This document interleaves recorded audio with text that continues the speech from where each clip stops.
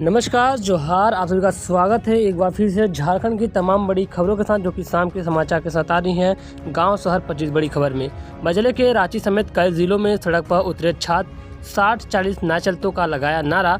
आपको बताते चले कि झारखंड में आज झारखंड बंद बुलाया गया था झारखंड स्टेट यूनियन स्टूडेंट की तरफ से, और यहाँ पे ये बहुत ही बड़ी संख्या में लोगों ने झारखंड बंद का आयोजन किया था। झारखंड में नई नियोजन नीति के खिलाफ छात्र आंदोलन कर रहे हैं। रांची, गिरिडीह, जमशेदपुर, साहिबगंज, दुमका समेत कई जिलों में झारखंड बंद का असर दिख रहा था। राजधानी रांची के मोहराबादी मैदान और अल्बर्ट एक्का चौक पर छात्र संगठनों ने सड़क पर उतरकर प्रदर्शन किया और 60-40 ना चलतों का नारा भी लगाया। जिले के साहिबगंज में ही आदिवासी कल्याण छात्रावास के छात्र नायक मनोहर ब्रांडी और आदिवासी छात्रावास के छात्र नायिका शर्मिला टुडू के नेतृत्व में साहिबगंज शहर में बाजार बंद कराया गया। 60-40 नियोजन नीति के विरोध में शहर के प्रमुख मार्ग होते हुए साक्षरता चौक को जाम कर प्रदर्शन किया गया।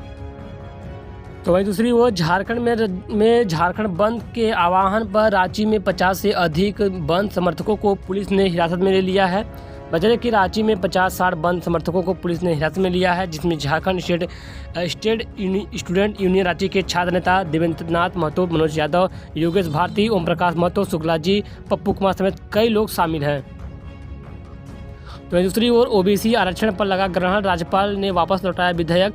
चले के बुधवार को झारखंड के राज्यपाल सीपी राधाकृष्णन ने राज्य में सामाजिक और शैक्षणिक रूप से पिछड़े वर्गों के लिए आरक्षण बनाने की मांग वाले विधेयक को वापस कर दिया है। बता दें कि यह विधेयक अन्य पिछड़ा वर्ग कोटे को 14% से बढ़ाकर 27% और अनुसूचित जनजाति के कोटे को 26 से बढ़ाकर 28% और अनुसूचित जनजाति को 10% से 12% करने का प्रयास करता है। ऐसे में अगर यह बिल पारित होता है तो राज्य में आर्थिक रूप से कमजोर वर्गों के लिए 10% आरक्षण को शामिल करने के साथ सरकार की नौकरियों में कुल आरक्षण 77% हो जाएगा।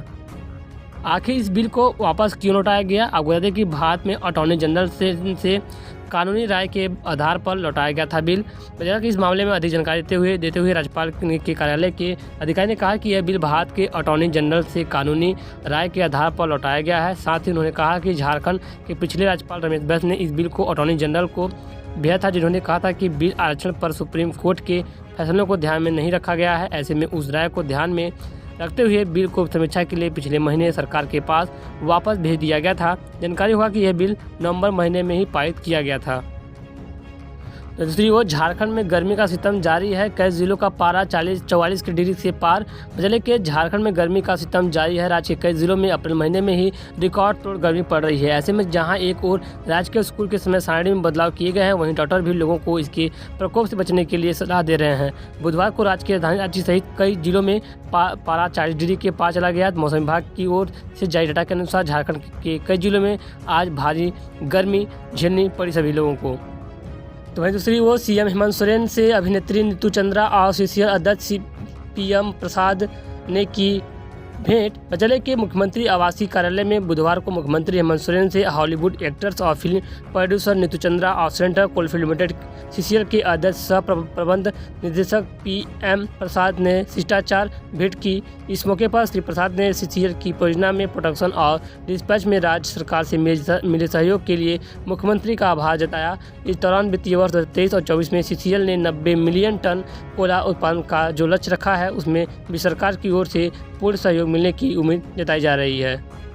तो दूसरी ओर मुख्यमंत्री आवास में दावत इफ्तार शुरू होने वाला है। बता दें कि मुख्यमंत्री हेमंत सोरेन ने आज पवित्र रमजान के मौके पर दावत इफ्तार का आयोजन किया। शाम को 5:30 बजे से ही ये कार्यक्रम शुरू हो चुका है और इसका आयोजन जिसमें किया गया है, और इसमें राज्य सरकार के कई मंत्री, विधायक, अधिकारी मौजूद रहेंगे।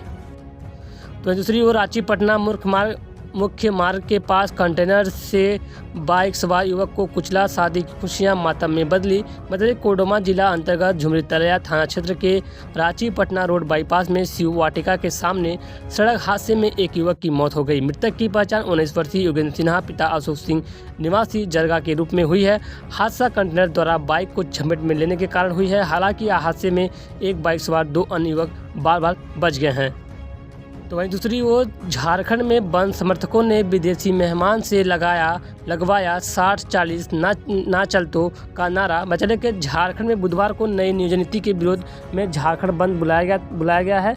राज्य के कई जिलों में इसका मिलाजुला असर देखने को भी मिला।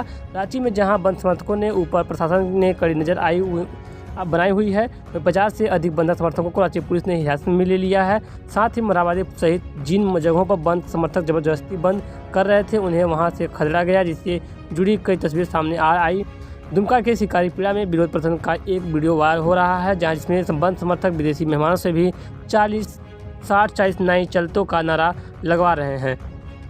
तो वहीं दूसरी ओर मामूली विवाद में चचेरे भाई पर तलवार से जानलेवा हमला, घायल इलाज जारी है, आरोपी गिरफ्तार। पता चले कि मंगलवार की रात जमशेदपुर के एक गांव में मामूली विवाद में चचेरे भाई ने ही तलवार से हमला कर गंभीर रूप से जख्मी कर दिया। घटना बोडाम थाना क्षेत्र के जोबा गांव की है, जहां अपने घर के आंगन में बैठे एक व्यक्ति पर उसके चचेरे भाई ने मामूली विवाद में तलवार से जानलेवा हमला कर दिया। इस हमले में व्यक्ति बुरी तरह से घायल हो गया। व्यक्ति का नाम घायल छड़े टुड्डू बताया जा रहा है, जिसकी उम्र 60 साल है। तो वहीं दूसरी ओर झारखंड में राशन डीलर्स की चोरी रोकने की पहल, ग्रीन कार्डधारियों को अब पैकेट में मिलेगा अनाज। खाद्य आपूर्ति विभाग राशन डीलरों की चोरी रोकने के लिए ग्रीन कार्डधारियों को 5 किलो के पैकेट में अनाज उपलब्ध कराएगा। इसको लेकर प्रक्रिया पूरी कर ली गई है। ग्रीन कार्डधारियों को 5 माह के बकाया अनाज का भुगतान भी किया जाएगा। FCI की ओर से अनाज देने से इनकार कर देने की वजह से ग्रीन कार्डधारियों को नवंबर 2022 से अनाज नहीं मिल पा रहा था। सरकार की ओर से अब टेंडर निकालकर चावल की खरीद कर ली गई है। सरकार 34 रुपये की दर से चावल की खरीद कर रखी है। पैकेट व ट्रांसपोर्टेशन की कॉस्ट की वजह से 1 किलो चावल की लागत 36 रुपये से 38 रुपये पड़ रही है।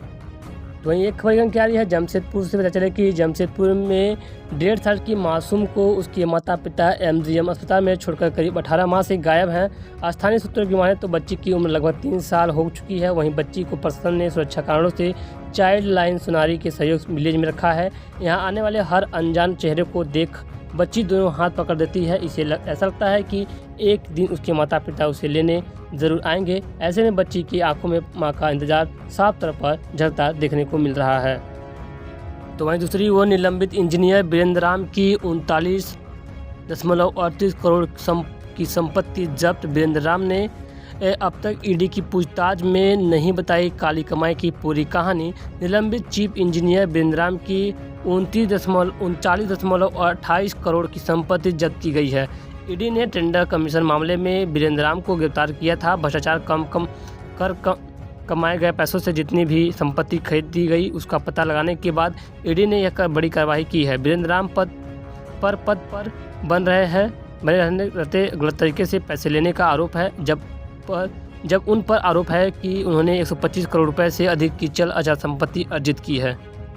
तो वहीं दूसरी ओर द सोलफुल जर्नी पुस्तक का रांची में हुआ लोकार्पण। जब धरती का स्वर्ग कश्मीर जल रहा था। 80 से 90 के दशक की सच्ची कहानी पर आधारित है। बजले कश्मीर आज भी उन लोगों के लिए एक रहस्य है जो 80 और 90 के दशक के कश्मीर को समझना चाहते हैं। यूँ तो उस दौर को ध्यान में रखकर कई किताबें फिल्में बनी हैं, लेकिन आज भी इस दौर में के कश्मीर को जानने की ललक कम नहीं हुई है। राजधानी रांची में उस दौर की कहानियों को समेटती द सोलफुल जर्नी का लोकार्पण हुआ। इस किताब के माध्यम से उस दौर के कश्मीर को समझने में आप एक और कदम आगे बढ़ा सकते हैं।